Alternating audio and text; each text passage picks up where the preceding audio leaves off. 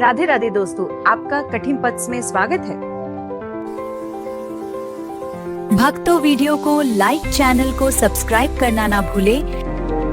भक्त की गर्दन यदि श्रद्धा से झुके तो ठीक, अगर जबरदस्ती से झुका दिया तो तुम झुकाने लायक नहीं रह जाओगे विद्यार्थी। कि जब आपने देखा नहीं उनको, उनसे बात नहीं हुई, वो आप उनके जनों से बात सुनकर उनकी तरफ चल पड़े, इस बात से हरि आपके ऋणी हो जाते हैं। भगवान इसी बात से ऋणी हो जाते हैं। बस ये बात आप हृदय में बैठा लीजिए। जैसे लोग प्रश्न करते हैं ना कि हमने भगवान को देखा नहीं, भगवान को हम कैसे, किसी की बात तो मान लो ना। आप मान लो, वो तो आपके अंदर भी बैठेंगे, वो आपको इतना प्यार देने लगेंगे। जहां कोई सहायक नहीं होगा वहां हरि आपको दिखाई देंगे। देख लेना, बिगड़ी ऐसे क्षण में बन जाती है, ऐसा लगता है गला कटा तो वो तलवार गले तक आएगी, हार बनकर सुगंधित फूल बन जाएगी, पर गले तक आने आने तक तुम्हारी निष्ठा देखी जाएगी। नहीं नहीं, बस मेरे हरि का यही विधान, वो आते आते हार बन जाएगी। वो तलवार तुम्हारा गला नहीं काट पाएगी, क्योंकि गले में हरि नाम चल रहा है। मान लो हमारी महालक्ष्मी चरण चापती रहती, क्या चाहिए, क्या चाहिए। आप सच्ची बात, क्या मतलब कितनी मलिनता छा गई। हम इसको मार देंगे तो 2 लाख रुपए मिल जाएंगे, ये कर देंगे तो, अरे भैया अगर तू हरि नाम जपेगा तो इसकी कीमत नहीं है, कीमत नहीं, अमूल्य वस्तु है। इसके ब्याज में तो कुबेर बन सकता है, मूल तो कभी खत्म होता ही नहीं है। ब्याज में तो ब्रह्मा बन सकता है, बनना तो चाहे। भक्तजन तो कहते नहीं चाहिए मुझे ब्रह्मा का पद, परमेष्ठी पद, नहीं चाहिए सम्राट पद, नहीं चाहिए योग की सिद्धियां, मुझे प्रभु आपकी दास्ता चाहिए। ये बात कितना महासुख होगा उस भक्त को जो इन बातों को कह रहा है, नहीं चाहिए मुझे मोक्ष सुख नहीं चाहिए। वो ऐसे थोड़ी कह रहा है, श्रद्धा से नहीं कह रहा, अनुभूति से कह रहा है, मुझे नहीं चाहिए ये सब, इनमें वो सुख नहीं है जो आपके चरणों के समीप रहने में सुख है। नहीं सत्संग भजन नहीं हरि को, श्रवण न राम कथा अनुरागी। सुत बित दार भवन ममता निसि सोवत अति न कबहु मति जागी। अरे तेरी बुद्धि सो रही है, जगा दे। पुत्र में, रुपया में, स्त्री में, मकान में, इसमें सबकी ममता होगी, सबकी, जितने सृष्टि में पैदा हुई। केवल सत्संगी की नहीं होती। जो असली सत्संगी है उसकी ममता प्रभु के चरणों में होती है, क्योंकि वो जानता है सब ये सब पसारा प्रभु का ही है, इसलिए ममता उसकी प्रभु के चरण। एक अहमता ममता ये जग में है दुख जाई, ये जब श्री जी की ओर लगे तो होत परम सुख। जाग जा, बिना जागे दुख दूर नहीं हो सकता। जैसे स्वप्न में हम देख रहे हैं कि समुद्र में डूब रहे हैं, अब जागृत में आसपास सैकड़ों नाव लगा दे तो बच जाएगा क्या वो? क्योंकि वो तो सो रहा है, वो स्वप्न में देख रहा है। अब हम नाना प्रकार के तैराकों को बाहर तैनात रखें तो उसको कोई सुख मिलेगा क्या? क्योंकि स्वप्न में उसको अगर सुखी करना है तो एक उपाय, जगा दो। जगा दो तो ना समुद्र रह गया ना डूबना रह गया। ऐसे ही संसार में मोह से ऐसे ग्रसित जीव है, भाई इतना ही सुख चार है, और उसी स्वप्न में वो दुख से निवृत्त होना चाहते हैं। अब हम बाहर से उनकी कामनाओं की पूर्ति करने वाली बात करें तो क्या वो सुखी हो जाएंगे क्या? इसीलिए कोई साधु भगवत मार्ग का पथिक है, कोई कभी सपोर्ट नहीं करेगा जाओ ऐसा, वो जाओ ऐसा ही है जैसे उस स्वप्न में समुद्र में डूब रहा है, बाहर से हम जल जहाज नाव तैराक सब लगा रहे हैं, लेकिन वो नहीं सुखी होगा, क्योंकि उसके सुख का कारण तब बनेगा जब स्वप्न हटे। स्वप्न तब हटेगा जब वो जागे। जो सपने सिर काटे कोई, बिन जागे दुख दूर न होई। तो उसको जगा दो। साधुजन क्या करते हैं? जगा देते हैं। कहां मोह निशा सब सो निहारा, देखे स्वपन अनेक प्रकारा, यही जग जामिन जागे जोगी। भगवान से तुमने प्रयोग कर रखा है, तुम जगो, जीव ही जगोगे तुझे ही जाने जग जाए हेराई। जागे जथा स्वपन भ्रम जाई। कोई नहीं है।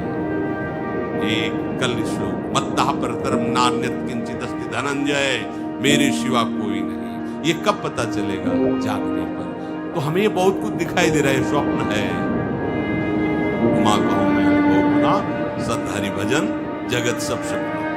तो बोले तुलसीदास हरि नाम सुधा तजी, सठ हठ पियत विषय विष मांगी।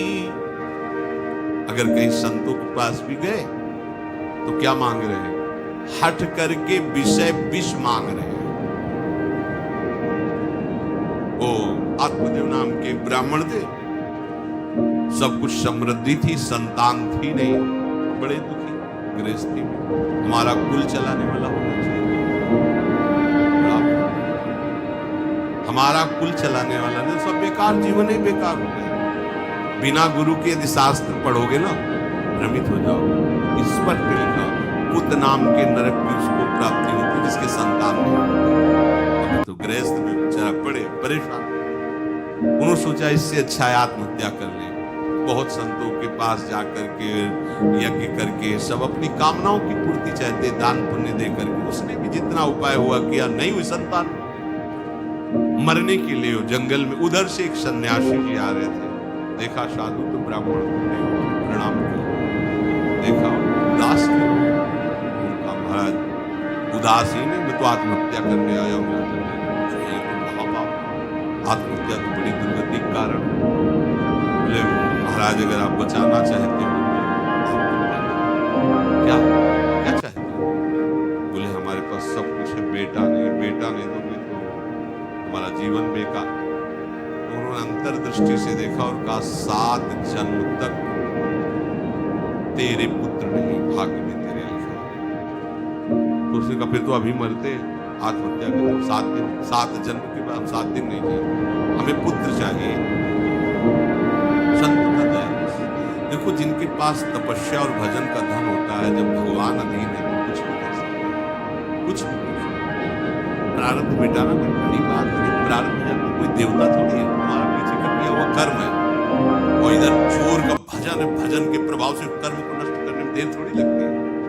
ये तो अच्छे शुभ कर्म करो तो तुम्हारा प्रारब्ध बदल जाएगा। भजन का प्रयोग प्रारब्ध बदलने के लिए थोड़ी है।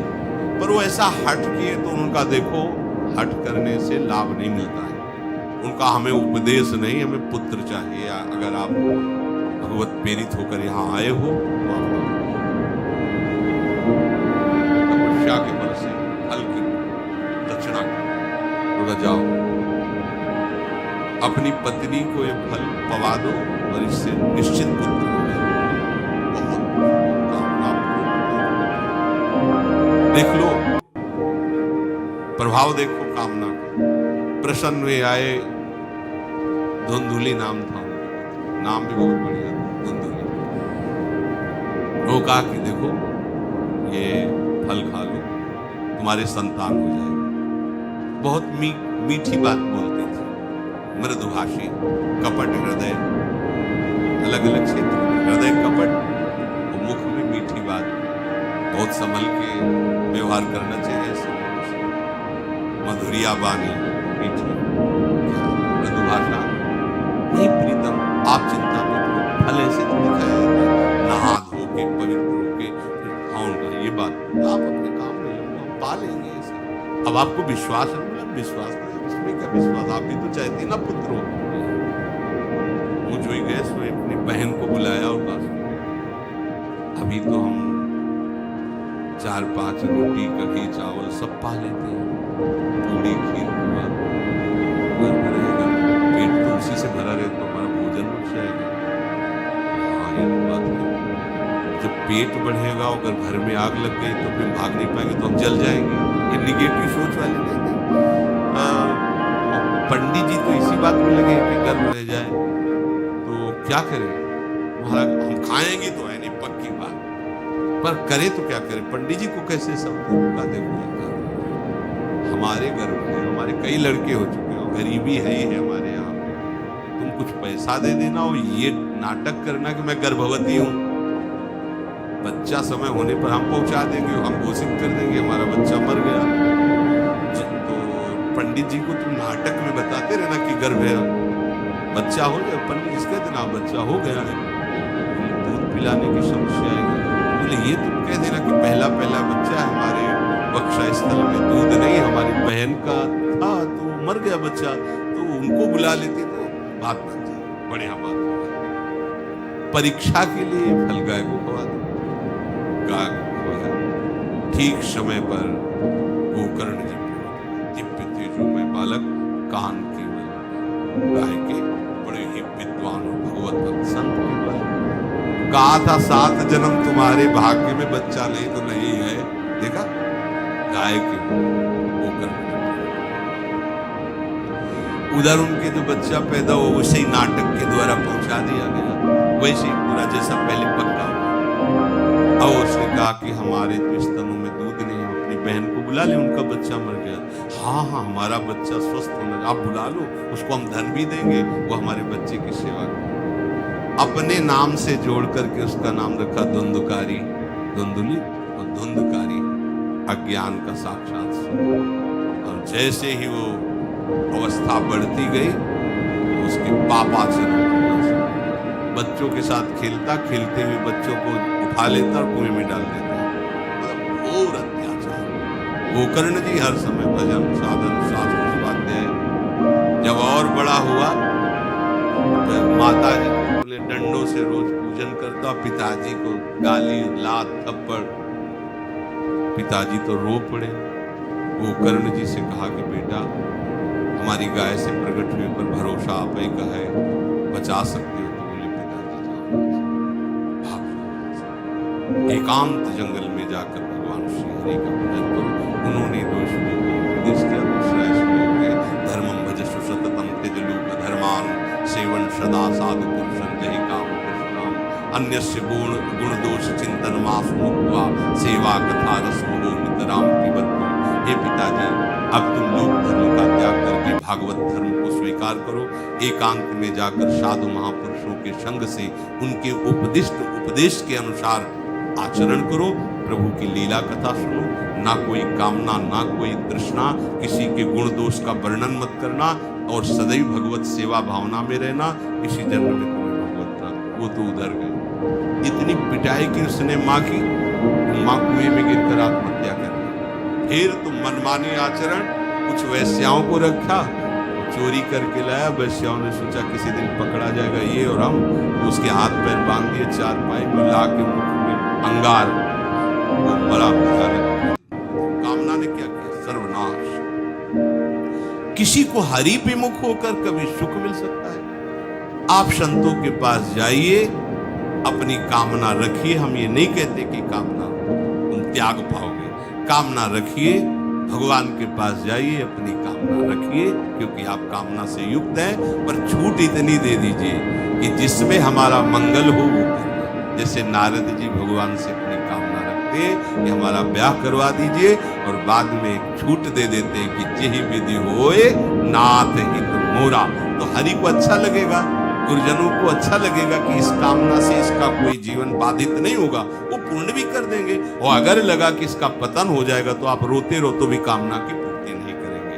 उत्तम बात तो ये है कि कामना हरि की प्राप्ति की करो, वो सर्व सुख स्वरूप है। किसी का अन्य आश्रय अन्य बल ना लेते हुए अपने श्यामा श्याम के चरणों का आश्रय लेकर निरंतर भजन करो तो ये अनुभव हो जाएगा कि सुख किसे कहते हैं। अभी तुम्हें परिचय ही नहीं मिला, सुख किसे कहते हैं। सुख सच्चिदानंद है, सुख एक रस है, सुख अविनाशी है। वो सुख सदैव बढ़ता रहता है, घटता कभी नहीं। एक रस होते हुए भी प्रतिक्षण वर्धमानम है, कभी कभी अंत नहीं होता इस सुख का। ऐसे अनंत सुख के लिए हमें मनुष्य जन्म मिला है। प्यारे इसे मत खोइए, हर समय राधा राधा राधा राधा राधा, और किसी को दुख मत दीजिए, कोई गंदा नशा मत कीजिए, कोई गंदे आचरण मत कीजिए, गंदा भोजन मत कीजिए जिससे अन्य जीवों को कष्ट हो। ऐसा कोई भोजन स्वीकार मत करो। इसी जन्म में आप देख लेना, इसी जन्म में आपको वो वस्तु मिल जाएगी, निहाल हो जाओ। हम किसी पक्षपात की बात नहीं करते, अगर इस छाती को बचपन से अभी तक ऐसा तो हम कह देते कि भाई आगे कुछ भी हो, कोई भी हमारी गलती हो, हम ये मान सकते हैं, पर हमें ये पता चला कि बचपन से आज तक चलता ही रहा, कभी शांति नहीं मिली, भागता ही रहा, पर कभी विश्राम नहीं मिला। हम ये आपको कह रहे हैं कि जैसा प्यार प्रभु वैसा अन्यत्र कहीं कभी कहीं नहीं। और प्रभु के प्यार का मूर्तिमान स्वरूप हमारी प्यारी निहाल कर दिया प्रभु ने, प्यारी जी के चरणों का आश्रय और उनका परिचय देकर। पूछो बस, यहाँ वाणी मौन हो जाती है, प्यारी जी तो प्यारी, हम ही नहीं, आप सब महाभाग्यशाली। वृंदावन आए, राधा किशोरी जी के घर में आए और उनकी चर्चा सुन रहे, उनके सिद्धांत सुन रहे, कहीं ना कहीं आपके अंदर उनकी तरफ बढ़ने की इच्छा भी है। ये बहुत बड़ी बात है। बस इस इच्छा को, इस आशा को इतना बढ़ा लो कि कोई इच्छा न रह जाए, कोई आशा न रह जाए, हर समय निरंतर नाम जप करते रहो। तुलसीदास हरिनाम सुधा तज, भगवान नाम तज कर विष मांगते हो। सूकर श्वान श्रृगाल सरिस जन, जनमत जगत जननी दुख लागी। ये काहे को ऐसी गालियां सुनो, ये गालियां, ये स्वर कुत्ता की तरह जीवन व्यतीत करते हो। धिक्कार तुम्हारी माँ को जो तुम्हारे जैसा पुत्र जन्मा। अपनी इंद्री की पुष्टता के लिए दूसरों को मार देते हो, चाहे रसेंद्री चाहे जनेंद्री, इंद्रियों की पुष्टता के लिए जानवर जैसा बर्ताव करते हो। कैसा तुम्हारा जीवन है? केवल एक क्षण के सुख के लिए दूसरे को जला दिया, काट दिया, मार दिया, चाहे रसेंद्री का सुख चाहे जनेंद्री का सुख, एक क्षण के सुख के लिए उसका गला काट दिया, उसको रांध के खा रहे हो, उसके साथ भोग किया, उसको काट के फेंक रहे हो, उसको जला रहे हो। क्या उनसे तो अच्छा सुअर कुत्ता है कि वो अपनी योनि के अनुसार बर्ताव कर रहा है। तुम मनुष्य योनि होकर ऐसे गंदे काम करते हो, सुधर जाओ। कैसी मलिनता, कैसी मलिनता। अगर उनको शब्दों से बोले तो बहुत बुरा लगेगा। इस शरीर में क्या है? अगर यहां से चमड़ी हटा दी जाए तो यहां मलाशय है, मल भरा, मूत्राशय है, उनके द्वार है। संसार में सबसे बड़ी ये मल मूत्र का भांड शरीर चिकना रहे, स्वस्थ रहे और इसी को भोगने को मिले, बस यही तुम्हारी पूर्णता। ऐश रास भगवदंश उस प्रकृति के रचे हुए खेल में कभी तृप्त नहीं हो सकता। विचार करके देखिए, आपका मन कहां आपको फंसा रहा है। मल है तो मल द्वार है, मूत्राश्रय है तो मूत्र द्वार है। शरीर में कौन सी खास बात है?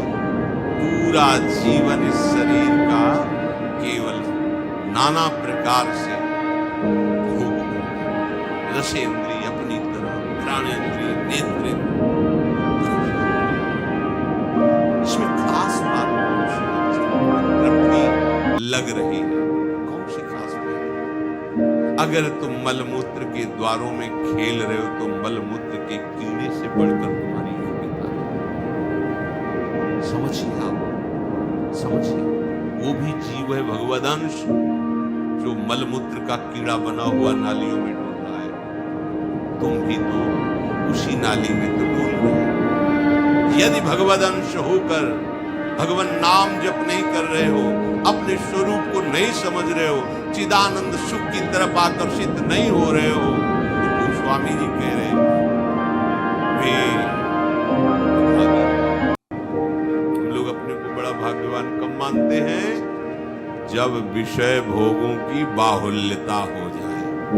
देखो कैसी बुद्धि भ्रमित हो गई है। अभाग्य को हम भाग्य मान रहे, बड़ा आश्चर्य होता है। कैसा आश्चर्य होता है। अब उनको बोलना अच्छा नहीं लगता, पर यह है कि समझ जाओ तो भाई, जिन अंगों को छूने के बाद कई बार पवित्र करने के लिए रस आदि लगा कर उन्हीं अंगों पे तो आसक्ति है, उन्हीं अंगों को तो तुम सर्वस्व सुख समुद्र मान रहे हो। क्या है? बहुत बार जन्मे हो, मरे हो, भोगे हो, अरे एक बार प्यार कर लो हमारे प्रभु से, एक बार। ये भ्रम बिना भगवद आश्रय के भव भय भंजन पद विमुख अभागी, ये माया का अविद्या का भ्रम नष्ट करने वाले जिनके चरणारविंद है, उन श्री हरि से तुम विमुख हो। अरे अभागी, तुम नरक तुल्य भोगों